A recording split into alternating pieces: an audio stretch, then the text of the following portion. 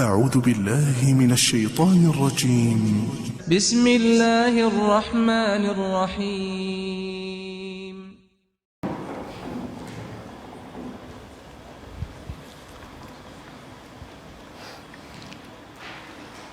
بسم الله الرحمن الرحيم. السلام عليكم ورحمة الله وبركاته. الحمد لله المتفرد للربوبية وألوهية، وأشهد أن لا إله إلا الله وحده لا شريك له، وأشهد أن محمدا عبده ورسوله بعثه الله إلى الناس كافة بالتوحيد والشريعة السمحة. صلوات ربي وسلامه عليه وعلى آله وأصحابه ومن تبعهم بإحسان إلى يوم القيامة. وقال الله تعالى في كتابه الكريم: يا أيها الذين آمنوا اتقوا الله حق تقاته ولا تموتن إلا وأنتم مسلمون.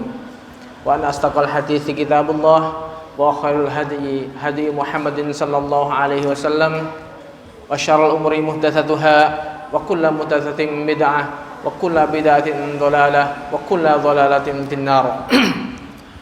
Ma'asyiral muslimin rahimani wa rahimakumullah. Alhamdulillah, malam hari ini kita dipertemukan kembali di dalam majelis yang mulia ini, majelis yang membahas tentang pokok-pokok di dalam agama kita. Telah berlalu penjelasan sebelumnya, kita belajar tentang hal yang paling dasar yang seharusnya diketahui oleh seorang muslim. Kita ingat-ingat kembali pada silsilah pertama kemarin, kita sudah belajar mengenal tauhid beserta perincian-perincian kesyirikan yang harus kita jauhi, sehingga kita belajar lebih terperinci tentang tauhid dan syirik secara terperinci, sehingga bisa menghindari hal-hal yang bisa menjerumuskan seseorang ke dalam kesyirikan. Kemudian 3 pertanyaan kubur yang kita bahas pertemuan selanjutnya, yaitu tentang siapa Rabbmu, siapa nabimu, apakah agamamu. Itu silsilah kedua, kita belajar tentang mengenal Allah. Kemudian silsilah ketiga mengenal Rasul, silsilah keempat mengenal tentang agama Islam. Di dalam agama Islam di situ ada tingkatan-tingkatannya, ada iman, Islam, iman dan ihsan. Kemudian silsilah kelima sampai ke 9 nanti kita belajar tentang perincian rukun-rukun iman. Rukun iman yang pertama yaitu iman kepada Allah, kita sudah bahas pada pertemuan sebelumnya, yaitu kita sudah kupas tuntas pada silsilah 1 dan silsilah 2. Kemudian rukun iman yang paling panjang yang kita bahas saat ini adalah rukun iman kepada hari akhir. Ini nanti termasuk pembahasan yang agak panjang, mulai dari kematian, tentang kiamat, dan juga setelah kiamat nanti sampai surga neraka. Minggu kemarin atau pekan kemarin kita sudah membahas tentang sebagian pembahasan tentang Dajjal. Itu bagaimana Dajjal adalah seorang pendusta yang harus betul-betul kita waspadai. Sudah diperingatkan oleh nabi-nabi zaman dulu, mulai dari Nabi Nuh sampai dengan Rasulullah SAW, semuanya memperingatkan kepada umatnya agar mewaspadai tentang bahayanya Dajjal. Makanya kita lanjutkan pembahasannya, yaitu tentang Dajjal. Setelah kita ketahui bagaimana nanti beratnya Dajjal itu akan mempengaruhi. Jadi nanti sebelum datangnya Dajjal, 3 tahun sebelum keluarnya Dajjal, itu Allah akan menahan. Tahun pertama itu langit ditahan airnya sepertiganya, bumi ditahan tidak mengeluarkan tumbuhannya sepertiganya. Kemudian tahun kedua sebelum keluarnya Dajjal, itu langit menahan airnya 2/3 dari airnya ditahan, tidak diturunkan. Kemudian bumi juga 2/3 tumbuhannya tidak tumbuh. Tahun ketiga benar-benar sama sekali nggak ada air yang turun, tumbuhan yang tumbuh. sehingga semua hewan mati, semua makhluk hidup yang mempunyai kuku mati, dan manusia betul-betul hidup dalam kemarau yang sangat panjang. Disitulah kemudian muncul Dajjal keliling. Allah memberikan izin atasnya mengajak ketika datang kepada sebuah kaum, dia mau menjadi pengikut dia. Dajjal tinggal, wahai langit turunlah hujan, langsung turun hujan. Wahai bumi tumbuhlah tanaman, langsung tumbuh tanaman. Tapi syaratnya harus menjadi pengikut dia. Dan disitulah banyak manusia yang munafik, yang di situ kafir, semuanya menjadi pengikut Dajjal. Kalau di situ nggak mau jadi pengikutnya, tetap keadaannya seperti itu. Sehingga saking beratnya orang-orang beriman saat itu, makanan mereka itu adalah kalimat tauhid, tasbih, tahmid, tahlil. Itu menjadi asupan bagi mereka, memperpanjang umur mereka, karena saking beratnya saat itu. Kemudian Rasulullah sebagai seorang nabi yang sangat menginginkan keselamatan bagi umatnya telah menyebutkan di dalam hadis-hadis yang sahih tentang ciri-ciri Dajjal. Jadi memperingatkan tipu dayanya, juga ciri-ciri fisiknya diterangkan oleh Rasulullah. Di antaranya bahwasanya Dajjal adalah orang yang gemuk badannya, kulitnya berwarna merah, kemudian rambutnya keriting, mata kanannya itu buta, kemudian mata kirinya seperti anggur, jadi enggak sempurna. Dan tertulis di antara kedua matanya itu 3 huruf ka fa'ra. Dalam riwayat lain disebutkan kafir. Jadi semua orang yang beriman itu bisa membaca, baik dia bisa buta huruf maupun yang tidak buta huruf. Jadi semuanya orang iman tahu bahwasanya di antara dua matanya ada tulisan kafir. Ini yang bisa melihat adalah orang iman. Jadi ciri-ciri di atas disebutkan dalam hadis-hadis yang diriwayatkan oleh Bukhari dan Muslim. Di dalam Sahih Muslim disebutkan bahwasanya Dajjal tidak memiliki anak.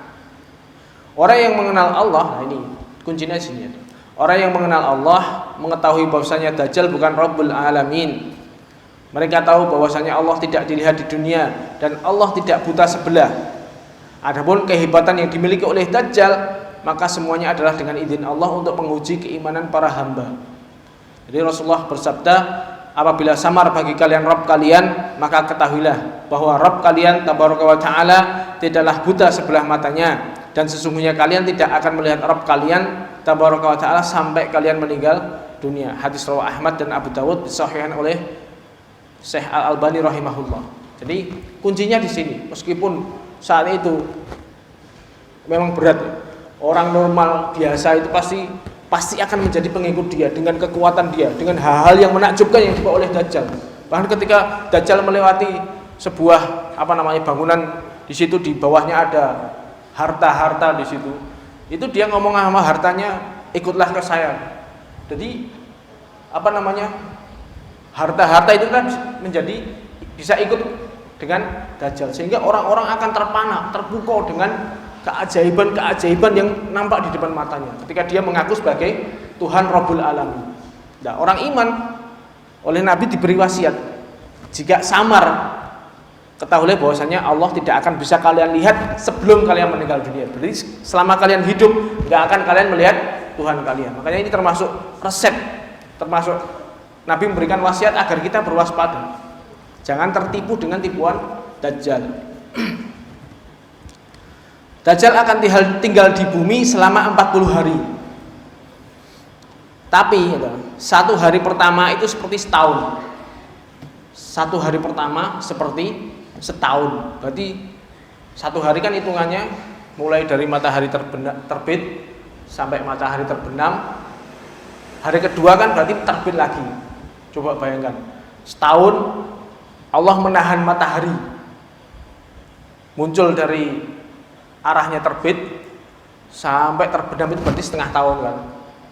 Berarti kemudian untuk terbit lagi setengah tahun lagi. Berarti selama waktu itu betul-betul matahari ditahan oleh Allah. Kita selama setahun merasakan waktu setahun, tapi matahari tetap di atas kita. Makanya di situ sampai sahabat pada nanya, wahai Nabi, bagaimana sholat kami ketika itu? Ya udah, kalian sholat seperti kalian sholat waktunya seperti waktu kalian sholat biasanya itu. Ketika mungkin subuh, jarak antara subuh dengan zuhur itu berapa jam, sama kalian seperti itu. Sholatlah seperti sehari 24 jam itu 5 waktu, meskipun matahari seperti itu, kalian tetap sholat seperti biasanya. Berarti saking beratnya keadaan Allah menahan matahari selama setahun.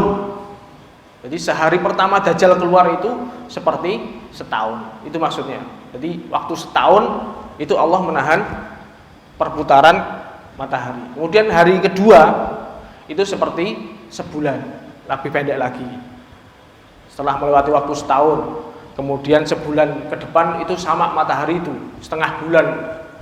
Matahari di atas, setengah bulan malam. Berarti kan? Jadi merasakan sebulan itu setengah bulan siang, setengah bulan malam, tapi terus-terusan. Itu sama. Waktu sholatnya juga seperti itu. Kaum muslimin sudah diwanti-wanti seperti itu. Kemudian hari ketiga itu seperti seminggu, lebih pendek lagi hari ketiga. Baru setelah nanti hari dan hari-hari lainnya seperti hari-hari biasa. Berarti itu tadi setahun tambah sebulan tambah seminggu, kemudian sisa dari 40 hari itu. Berarti tiga hari awal itu sudah setahun, sebulan, seminggu, tambah berarti sisanya berarti 27 hari. Kok 27 hari? 37 hari. Jadi kalau kurang lebih apabila dihitung dengan hari-hari biasa, dia akan tinggal di bumi selama 1 tahun 2,5 bulan. Ini manusia saat itu dicoba dengan ujian Dajjal, Masya Allah. Kita semoga berharap, semoga kita saat itu sudah nggak ada. Seandainya kita ada ya Masya Allah, betapa beratnya cobaan kita saat itu. Seorang muslim hendaknya mencari jalan keselamatan dari fitnah Dajjal. Di antaranya yang pertama, berusaha mengenal Allah dengan nama-nama dan sifat-sifatnya. Karena orang-orang yang mengikuti Dajjal adalah orang yang tidak mengenal Allah. Nah, ini tujuan kita belajar tauhid, menjauhi syirik. Itu ya seperti itu. Ketika kita sudah belajar tentang Allah dan nama-nama dan sifat-sifatnya, Ar-Razzaq, kemudian Allah bahwasanya Al-Mutakabbir itu, Allah yang Mutakabbir yang mengatur seluruh alam, kemudian Allah yang menurunkan hujan, Allah itu semuanya ketika manusia, orang-orang beriman mengetahui tentang nama-nama dan sifat Allah, dia akan tahu bahwasanya ini bukan orang yang dihadapannya ini yang bisa melakukan hal yang menakjubkan ini adalah bukan Allah. Kemudian yang kedua, menaati Rasulullah Sallallahu Alaihi Wasallam. Karena Dajjal ketika dikabarkan oleh Tamim Ad-Dari radhiyallahu anhu dan juga kawan-kawannya bahwasanya Muhammad telah muncul dan menang serta menjadi orang yang ditaati, seperti penjelasan yang sudah lalu bahwasanya Tamim Ad-Dari ketika masih Nasrani dulu pernah tersesat di sebuah pulau dan ketemu dengan Dajjal. Dajjal nanya bagaimana keadaannya orang Arab yang mengaku sebagai nabi. Tamim menjawab dia sudah muncul dan menang dan menjadi orang yang ditaati. Makanya Dajjal ngomong kepada Tamim, ketahuilah bahwasanya mentaati dia Nabi Muhammad adalah lebih baik bagi mereka. Seandainya orang-orang Quraisy itu taat kepada Muhammad itu lebih baik bagi mereka. Jadi Dajjal juga berwasiat seperti itu. Dia mengatakan bahwasanya seandainya orang-orang itu taat pada Nabi, maka menjadi jalan keselamatan dia dari fitnahnya Dajjal. Yang ketiga, memperbanyak doa ketetapan hati. Seperti ya muqallibal qulub, tsabbit qalbi ala dinik. Wahai zat yang membolak-balikkan hati, tetapkanlah hatiku atas agamamu. Ini doa ini ya seharusnya kita ulang setiap saat. Karena ini doa yang sangat bermanfaat. Wahai zat yang membolak-balikkan hati. Hati itu bisa bolak-balik. Tetapkanlah hatiku atas agamamu yang benar. Juga diantaranya adalah membaca doa yang diajarkan oleh Nabi sebelum salam. Jadi ada doa-doa yang diajarkan Nabi setelah tasyahud akhir. Tasyahud akhir ya, setelah atahiyatulillah wassalatu wassalamu sampai innaka hamidum majid itu kan. Habis itu doa ini, Allahumma inni a'udzubika min adzabil qabri wa min adzabi jahannam, wa min fitnatil mahya wa mamat, wa min syarri fitnatil masihid dajjal. Allahumma ya Allah, ini sungguhnya aku a'udzu berlindung bika denganmu min adzabil qabri, dari siksa kubur, wa min adzabi jahannam, dan dari siksa jahannam, wa min fitnatil mahya wa mamat, dan dari fitnah hidup dan mati. Yang terakhir, wa min syarri fitnatil masihid dajjal, dan dari jeleknya fitnah masih dajjal. Ini dibaca terus. Seharusnya seperti itu agar berlindung dari fitnahnya dajjal. Jangan sampai ketemu dajjal. Bahkan saking pentingnya doa ini, sebagian pendahulu kita, sebagian salaf itu menyuruh anaknya untuk ngulang sholat lagi apabila nggak membaca doa ini ketika sholat. Ini penekanan ya, maksudnya termasuk tarbiyah, pendidikan orang tua kepada anak-anak. Saking pentingnya doa ini, saking urgentnya doa ini, sampai menyuruh, kowe mau wis donga belum? Kalau belum, ayo sholat lagi. Saking pentingnya. Tapi ini bukan dalam masalah fikih seperti ini juga bukan berarti kalau nggak dibaca doa ini membatalkan sholat. Enggak, ini termasuk bentuk tarbiyah. Maksudnya banyak orang tua yang sangat menekankan doa ini agar dibaca supaya selamat dari fitnahnya dajjal, karena dahsyatnya fitnah dajjal. 5. Apabila berusaha menjauhi dajjal apabila mendengar tentang kedatangannya, karena dajjal memiliki syubhat, kerancuan yang bisa menggoyangkan iman seseorang.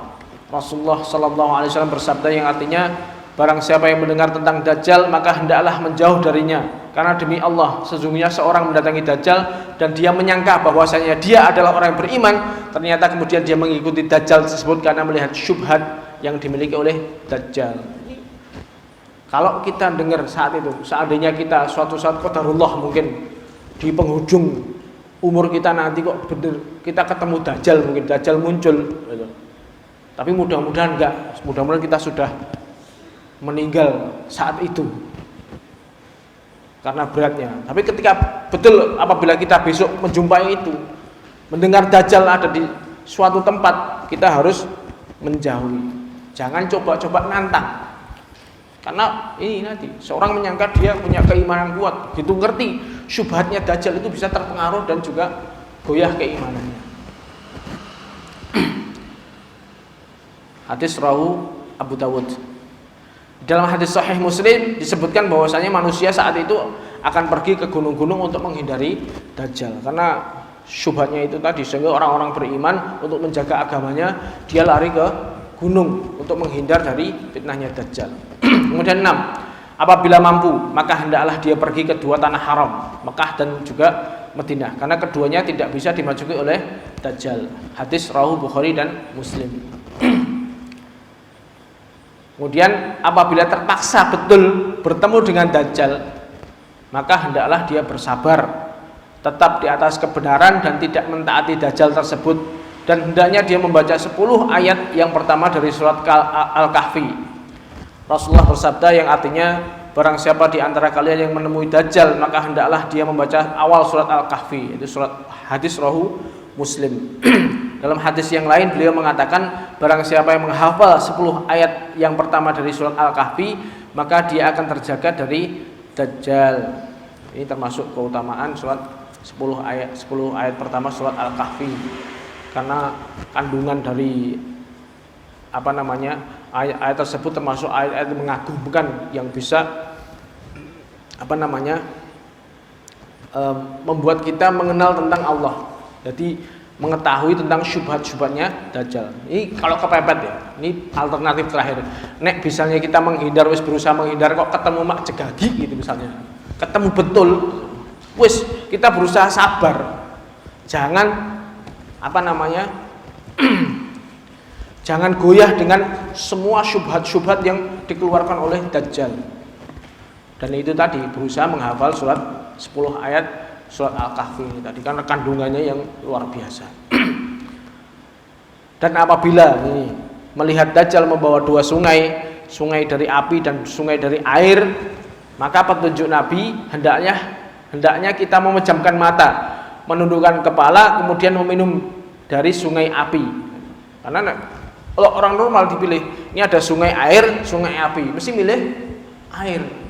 Tapi oleh Nabi enggak, wis meremo, disuruh kita memejamkan mata, kemudian kita minum dari sungai api, karena sebenarnya itu adalah air yang dingin. Hadis rawahu Muslim. Jadi itulah, Dajjal juga punya surga dan juga neraka. Surganya Dajjal itu nerakanya Allah, nerakanya Dajjal surganya Allah. Karena itulah, makanya betul-betul ini peringatan yang harus kita kita tanamkan dalam diri kita. Karena seorang muslim harus meyakini hal itu. Dajjal muncul itu di masa Imam Mahdi. Pembahasan sebelumnya kan nanti Imam Mahdi, ketika bumi ini penuh dengan kedzaliman, muncullah Imam Mahdi. Itu imam yang adil, kemudian mengatur mengatur manusia dengan keadilannya selama 7 tahun. Itu kan yang kemarin Imam Mahdi lah. Dajjal ini munculnya ketika zamannya Imam Mahdi. Muncul di zaman Imam Mahdi sebelum turunnya Nabi Isa alaihi salam dan akan dibunuh oleh Nabi Isa. Kewajiban seorang muslim adalah beriman dengan munculnya Dajjal. Ini termasuk rukun iman yang keberapa ini? Kelima. Rukun iman yang kelima adalah beriman dengan hari akhir, termasuk iman dengan adanya Dajjal.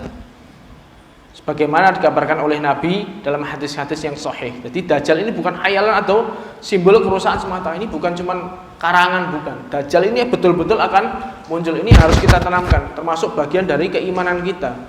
Kita harus, kalau kita beriman kepada hari akhir, kita harus beriman dengan kejadian-kejadian yang akan terjadi di akhir menjelang hari kiamat nanti. Semoga Allah melindungi kita dan keluarga kita dari fitnah Dajjal. Semoga ya kita jangan sampai ketika Dajjal muncul kita semoga aja sudah nggak ada, karena ya berat. Dan orang-orang yang hidup di akhir zaman nanti termasuk orang-orang yang ujiannya sangat berat. Kita akan kita kaji. Sudah sempat muncul Imam Mahdi, kemudian muncul Dajjal. Itu kan ya termasuk ujian yang sangat berat. Habis itu setelah Dajjal muncul, baru kemudian kita bahas tentang turunnya Nabi Isa alaihi salam. Jadi ketika orang-orang Yahudi dulu berusaha membuat makar untuk membunuh Nabi Isa alaihi salam, jadi orang-orang Yahudi karena mereka Nabi Isa ini membawa agama, membawa kitab yang sebenarnya ini seharusnya menyocoki orang-orang Yahudi kan. Orang-orang Yahudi katanya pengikut Nabi Musa. Nabi Isa datang membawa Injil, seharusnya ini kan klop untuk membenarkan Taurat. Tapi ternyata oleh Yahudi Taurat disimpangkan, sudah sudah dibelokkan sehingga enggak klop ini. Sehingga mereka berusaha membunuh Nabi Isa. Karena orang Yahudi enggak punya kuasa, mereka lapor kepada penguasa saat itu bangsa Romawi sehingga berusaha untuk membunuh Nabi Isa. Sampai betul-betul Nabi Isa dan para hawariyin, para penolongnya itu dikepung. Nah, Allah menyelamatkan beliau dengan mengangkat beliau ke atas kepada Allah. Ini berarti kan saat itu Allah ketika sudah kondisi terdesak itu kan, Nabi Isa diangkat oleh Allah ke langit. Sehingga Nabi Isa minta tolong salah satu dari hawari ini agar siapa yang menjadi penolong, maka salah satu dari mereka diserupakan dengan Nabi Isa dan akhirnya dibunuh, disalib dan dibunuh itu. Seperti kisah yang biasa kita dengar dari orang-orang Nasrani. Kemudian saat ini kondisi Nabi Isa kan diangkat di atas langit. Nah, besok Nabi Isa diturunkan lagi ke bumi ketika Dajjal ini. Beliau turun Allah jadikan sebagai salah satu tanda besar dekatnya hari kiamat. Dari 10 tanda itu kan Dajjal, kemudian Nabi Isa. Allah berfirman, "Wa innahu la ilmul saah." Sungguhnya itu adalah tanda dekatnya hari kiamat. Surat Az-Zukhruf ayat 61. Berkata Abdullah bin Abbas radhiyallahu anhuma, maksud dari hal itu adalah turunnya Nabi Isa alaihi salam. Diriwayatkan oleh At-Tabari dalam tafsirnya. Jadi Nabi Isa termasuk tanda besar hari kiamat nanti. Beliau turun di saat kaum muslimin sedang di masa genting menghadapi dahsyatnya fitnah Dajjal. Jadi memang Allah sering seperti itu. Ketika di saat-saat genting Allah memberikan pertolongan, yaitu dengan Nabi Isa turun di waktu sholat subuh, dan saat itu yang jadi imam sholat adalah Imam Mahdi, imam kaum muslim saat itu. Rasulullah bersabda, kaifa antum idza nazala min ibni Maryam fikum wa imamukum minkum. Bagaimana kalian jika turun ibnu Maryam di tengah-tengah kalian dan imam kalian saat itu adalah dari kalian. Kan luar biasa itu. Nabi Isa turun sedangkan yang jadi imam adalah dari kalian. Ini suatu hal yang kapan meneh ngimami nabi. Itu kejadian yang luar biasa. Hal yang pertama kali yang beliau lakukan yaitu membunuh Dajjal yang sedang mengepung sebagian kaum muslimin di Baitul Maqdis. Di saat itu kaum muslimin dikepung oleh Dajjal dan para pengikutnya di Baitul Maqdis. Disitulah Nabi Isa akhirnya muncul, beliau membunuh dengan tombak beliau. Setelah itu Dajjal hampir melarut habis seperti melarutnya garam karena melihat Nabi Isa alaihi salam. Ini termasuk karena Allah berikan nabi juga, Allah berikan kekuatan juga, sehingga Dajjal yang seperti itu, yang Allah berikan kekuatan dan berikan hal-hal yang menakjubkan, langsung ketemu Nabi Isa ya langsung kalah, dibunuh oleh Nabi Isa sampai meleleh gitu. Di dekatnya, kalau di dalam hadis Ibnu Majah itu dekatnya Babul Lud di Baitul Maqdis, komplek Baitul Maqdis kan ada salah satu pintu namanya Babul Lud. Disitulah begitu Nabi Isa, Dajjal dibunuh Nabi Isa di situ itu. Kemudian setelah Dajjal mati, pimpinannya mati, kan anak buahnya masih banyak ini. Anak buahnya yang jadi pengikutnya masih banyak. Mereka semua ngepung semua. Begitu pimpinannya mati, Dajjalnya mati, wis. Umat Islam pun berperang memerangi orang-orang yang saat itu bersama Dajjal. Di antaranya adalah orang-orang Yahudi. Bahkan saking saat itu terjadi perang besar. Jadi kekuatannya kan mamane seakan-akan menang, kaum muslim terdesak. Begitu Nabi Isa turun, Dajjal mati itu. Wis kocar-kacir anak buah Dajjal, kocar-kacir kan. Kaum muslimin membunuh mereka. Sampai batu dan pohon-pohon ikut membantu kaum muslimin memerangi orang-orang Yahudi. Jadi setiap ada orang Yahudi yang berusaha untuk bersembunyi di belakang batu atau pohon, maka mereka berkata, wahai muslim, ini ada Yahudi bersembunyi di belakangku, bunuhlah dia. Masya Allah. Ini termasuk kekuasaan Allah. Jadi usrai son delik, diwoyak sampai delik ngisor di belakang pohon itu, pohonnya ngomong lu, nang buriku lu, patenono. Sampai seperti itu. Kecuali pohon Gharqad. Emang itu pohonnya Yahudi. Jadi yang nggak ngomong, semua makhluk ketika dipakai bersembunyi batu entah itu apa, itu ketika mereka bersembunyi di belakangnya itu ngasih tahu, kecuali yang nggak ngasih tahu adalah pohon Gharqad. Pohon Gharqad itu ya kayak pohon kecil semak-semak kayak gitu. Makanya mereka sekarang ini termasuk karena keyakinan mereka akan hal ini banyak menanam pohon-pohon Gharqad gen iso ndelik, maksudnya seperti itu. So ben. Berarti kan keadaan setelah itu kaum muslimin menang, wis lega kan, bar kepepet, kemudian menang. Durung sempat ambekan pariwasan. Setelah itu keluarlah Ya'juj dan Ma'juj yang membuat kerusakan besar di permukaan bumi. Maka Nabi Isa alaihi salam dan juga kaum muslimin kemudian karena nggak bisa melawan Ya'juj dan Ma'juj, nggak bisa dilawan karena saking besarnya kekuatan mereka, akhirnya ngungsi, lari ke gunung. Mereka berdoa kepada Allah supaya Allah binasakan mereka. Setelah Ya'juj dan Ma'juj binasa, nanti pembahasan setelah ini ada Ya'juj Ma'juj nanti pembahasannya. Tapi intinya Nabi Isa kepepet naik gunung, kemudian Nabi Isa berdoa sampai Ya'juj Ma'juj dibinasakan oleh Allah semuanya. Ma'juj binasa, jadilah Nabi Isa alaihi salam seorang pemimpin yang adil yang menegakkan syariat Islam. Jadi Nabi Isa nanti membawa syariat Islam yang dibawa oleh Nabi Muhammad, bukan membawa syariatnya sendiri. Jadi tinggal meneruskan aja.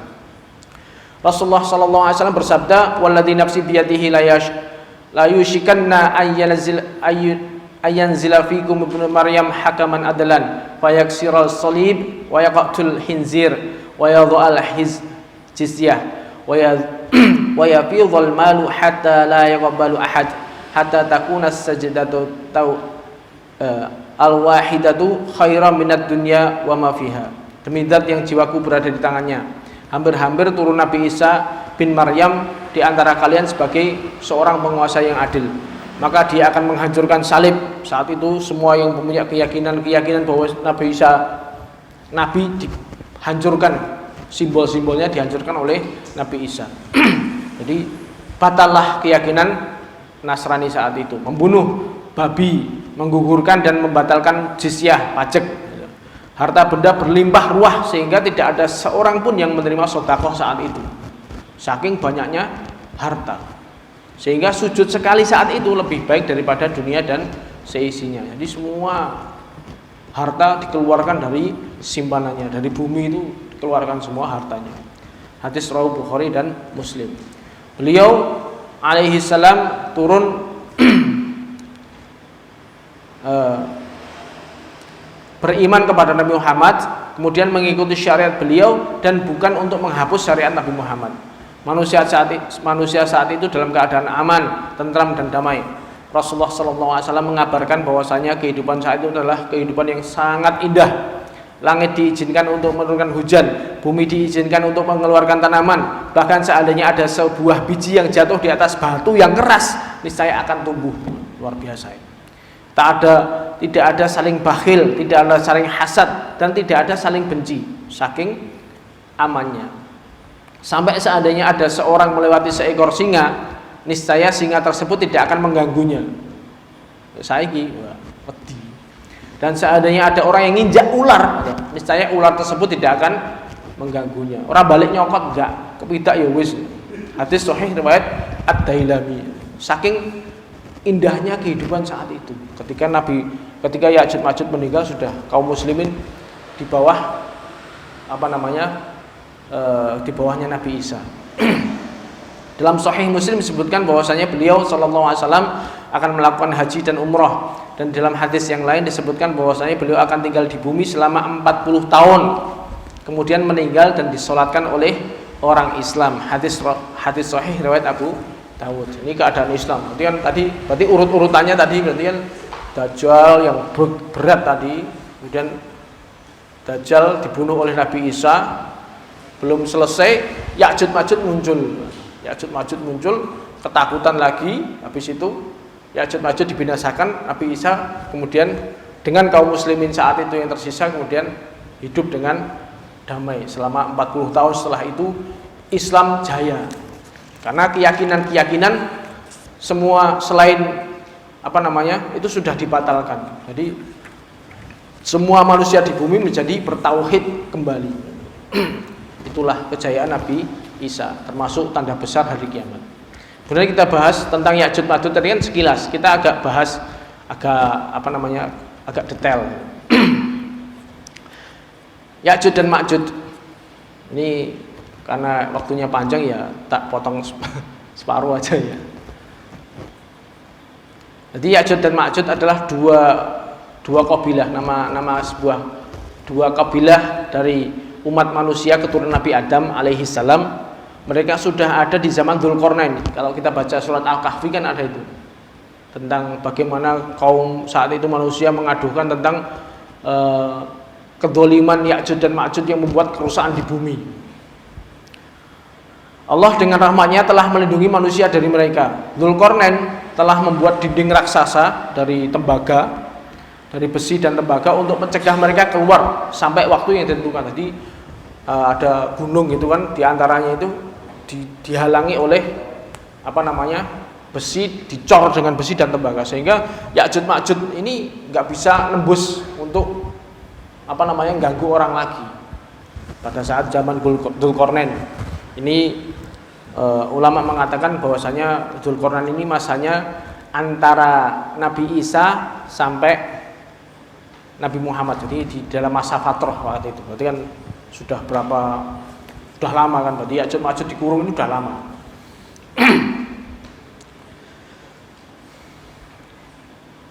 Di dalam hadis yang sahih yang diriwayatkan oleh Ibnu Majah rahimahullah, Rasulullah menyebutkan bahwasanya Ya'juj dan Ma'juj menggali setiap hari dan berusaha untuk keluar. Jadi betina setiap hari itu ketika mereka melihat wah dihalangi, mereka ini dindingnya itu dilubangi terus. Ketika mereka hampir melihat sinar matahari, maka berarti kan nyambut gawe sekolah esok sampai surup gitu kan, sampai sudah hampir bolong gitu ya, dindingnya itu sudah hampir berlubang. Maka sebagian mereka mengatakan, kembalilah kalian, yuk wis kesalahan mungkin ya, ayo kembalilah, besok kita akan gali kembali, ini sudah dikit lagi, ayo pulang, besok kita gali lagi.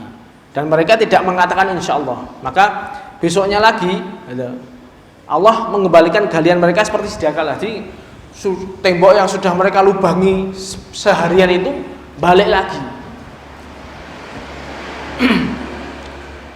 Tiap hari seperti itu. Kemudian seakan-akan belum demikian setiap hari sampai ketika sudah waktunya mereka keluar besok nanti setelah muncul setelah terbunuhnya Dajjal, itu kan berarti waktunya Ya'juj Ma'juj keluar nanti. Nah, kalau itu waktu sudah tiba, itu kan aktivitas harian mereka sampai seperti itu kan, gali tutup lagi, gali nutup lagi, gali nutup lagi, terus sampai hari ini seperti itu. Nah, kalau sudah nantinya keluar, waktunya itu nanti keluar, mereka mengatakan sudah ketok bolongannya itu, wis kembalilah kalian besok, insya Allah kita akan menggali lagi. Ada mereka yang mengatakan insya Allah besok kita gali lagi. Nah, maka karena mereka mengatakan insya Allah, maka besoknya lagi ketika mereka mau gali, lubangnya masih ada. Jadi tinggal tes gitu sudah bolong. Ini yang akan terjadi. Suatu hari Rasulullah pernah mengabarkan bahwa di zaman beliau dinding tersebut telah terbuka sedikit, seperti lingkaran yang dibentuk ibu jari dengan jari telunjuk segini. Berarti kan sudah bolong segini zamannya Nabi. Mungkin sekarang ya agak lebih besar sedikit. Tapi masih gitu tadi, gali nutup lagi sampai tiap hari kayak gitu. Sampai saat ini. Besok kalau sudah waktunya keluar, ya itu tadi, bolong langsung, jebol. Kalau sudah mendekati hari kiamat, maka dinding tersebut akan hancur dan mereka pun akan keluar. Allah berfirman, "Fa idza jaa waqtu rabbi ja'alahu dakka wa kana waqtu rabbi haqqan wa tarakna ba'dhum yawma idin yamuju fi ba'd." Dzulqarnain berkata, apabila datang janji Rabbku, maka Rabbku akan menghancur leburkan dinding tersebut. Maka kami akan biarkan mereka pada hari itu bercampur di antara satu dengan yang lain. Dan mereka akan cepat keluar sebagaimana firman Allah, hatta idza futiha ya'juj wa ma'juj wa hum min kulli hadabin yansilun. Hingga apabila dibuka Ya'juj dan Ma'juj, mereka segera turun dengan cepat dari seluruh tempat yang tinggi. Jadi Ya'juj Ma'juj ini jumlahnya sangat banyak, nanti kita jelaskan di pertemuan selanjutnya. Jadi ketika Allah telah mengabarkan keluarnya Ya'juj dan Ma'juj sebagai tanda, salah satu tanda-tanda besar dekatnya hari kiamat, kita yakin bahwasanya itu akan terjadi. Itulah yang bisa kita sampaikan pada halaqah kali ini, dan sampai bertemu pada halaqah selanjutnya. Wabillahi taufik wal hidayah. Subhanakallahumma wa bihamdika asyhadu an la ilaha illa anta astaghfiruka wa atubu ilaik. Assalamualaikum warahmatullahi wabarakatuh.